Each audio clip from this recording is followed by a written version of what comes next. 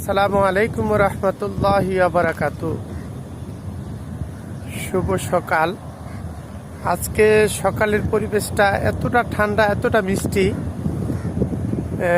নদীর পাড়ের বাতাস, আপনারা তো বুঝতেই পারতেছেন আসলে কতটা পরিবেশ শান্ত। গত 2 দিন আগে যেই তাপ এবং গরমের উত্তাপ ছিল, আজ একদিনের ব্যবধানে কতটা ঠান্ডা, মহান আল্লাহ পাকের অশেষ দয়া ভাষায় প্রকাশ করার মতো না। আল্লাহ যে রহমান এবং উনি যে নিরাকার, ওনার দয়ার কোনো অপার নেই, এটা আসলে বাস্তবতা। আসলে কিছু কিছু নিদর্শন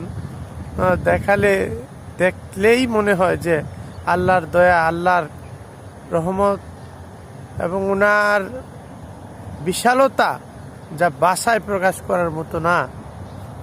আসলে মহান আল্লাহর শুকরিয়া আদায় করে শেষ করার মতো না।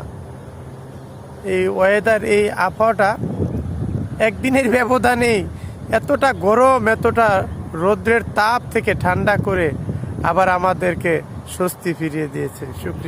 শুকর আলহামদুলিল্লাহ।